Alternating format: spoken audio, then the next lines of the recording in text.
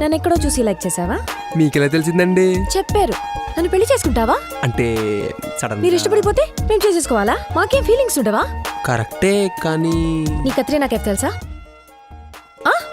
అంటే మీకన్నా కాదు. కత్రీనా కెఫ్ కి నువ్వు తెలుసా? నేనెలా తెలుస్తానండి ఆవిడికి? ఇదే ఇంపార్టెంట్, ఇదే పాయింట్. నువ్వు నన్ను లైక్ చేస్తే సరిపోదు, నేను లైక్ చేయడం ఇంపార్టెంట్. కరెక్టేనండి. ఈ అంజలి నిన్ను లైక్ చేయాలంటే హైట్ అందం ఉంటే సరిపోదు, ఇంకా చాలా క్వాలిటీస్ ఉండాలి. అయినా భాయ్ని పడేసినంత ఈజీ కాదు భాయ్ కూతుర్ని పడేయడం.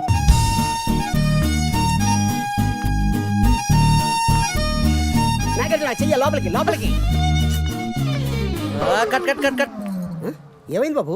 What happened? Nothing is happening. మీరేమన్నారు? రొమాన్స్ ఉండాలని కదా. ఖచ్చితంగా ఉండాలి. మరి ఐ కాంటాక్ట్ లేకుండా రొమాన్స్ ఎలా వస్తుంది? సచ్చినా రాదు. నానా ఏంట్రా? ఎవరన్నా ఉంటే పరిచయం చేయమన్నారుగా, తనే ఇందు. మొన్నే కదరా అన్నాను, అప్పుడే 1 year నుంచి నడుస్తుందన్నా. నేను కూడా వయసులో ఉన్నప్పుడు ఇలాగే ఒక అమ్మాయిని తీసుకొచ్చి మా నాన్నకి పరిచయం చేద్దాం అనుకున్నాను. చేయలేక నిన్ను చేసుకున్నాను. నేను చేయలేకపోయాను, వీడు చేశాడు. మా నాన్నంతేలే. ఈయనకు అంత సీన్ లేదమ్మా. వాడు ఏం చేసినా నేను ఇలా చేస్తుండొచ్చు కదా అని అప్పుడప్పుడు ఫీల్ అవుతుంటారు అంతే. మా అమ్మ ఇంతే. ఎవరినైనా లవ్ చేశారా? దానికి ఈ గేమ్ కి ఏంటి సంబంధం?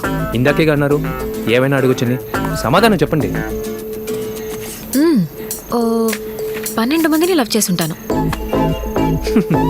ఎవరు? మీరా? ఎస్. 12 మందినా?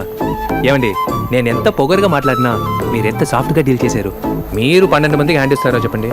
ఒకవేళ వాడే హ్యాండ్ ఇచ్చినా మీలాంటి అమ్మాయిని దూరం చేసుకున్నాడంటే వాడు ఎంత మూర్ఖుడై ఉండాలి. ఊరికే అబద్ధాలు ఆడకండి.